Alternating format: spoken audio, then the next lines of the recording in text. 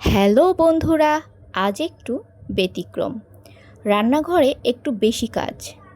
একসাথে বানাচ্ছি প্রায় 25টা আটার রুটি। আর দেখাবো কিভাবে এগুলো ফ্রিজে রেখে কয়েকদিন পর্যন্ত নরম রাখবো। যখন দরকার তখন বের করে গরম করে খেলেই হবে। প্রথমে 1 কেজি আটা নিয়েছি। তাতে লবণ, 2 চামচ তেল আর হালকা গরম পানি দিয়ে ডো বানাচ্ছি। নরম ডো করলেই রুটি নরম হবে। ডোটা ঢেকে রেখে দিলাম 15 থেকে 20 মিনিট। এতে রুটি আরও সফট হবে।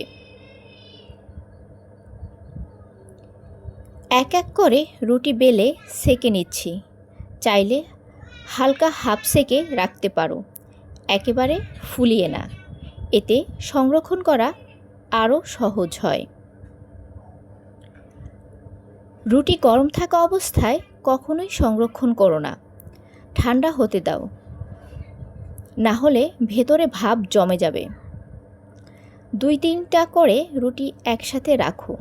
মাঝে মাঝে বাটার পেপার বা টিস্যু দিয়ে আলাদা করে দিলে রুটি একটার সাথে আর একটা লেগে যাবে না।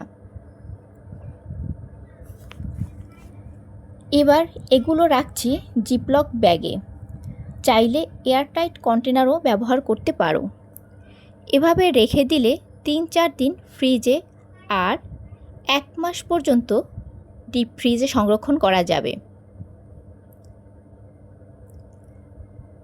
রুটি বের করে ফ্রাই প্যানে হালকা গরম করলেই খেতে হবে গরম গরম, একদম নতুনের মতো নরম।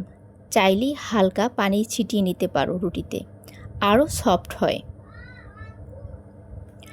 তো এই ছিল আমার একসাথে অনেক রুটি বানানোর টেকনিক, আর কিভাবে ফ্রিজে রেখে তুমি সময় বাঁচাতে পারো। ভালো লাগলে লাইক, কমেন্ট আর সাবস্ক্রাইব করে পাশে থেকো। আবার আসছি নতুন রান্না নিয়ে। আল্লাহ হাফেজ।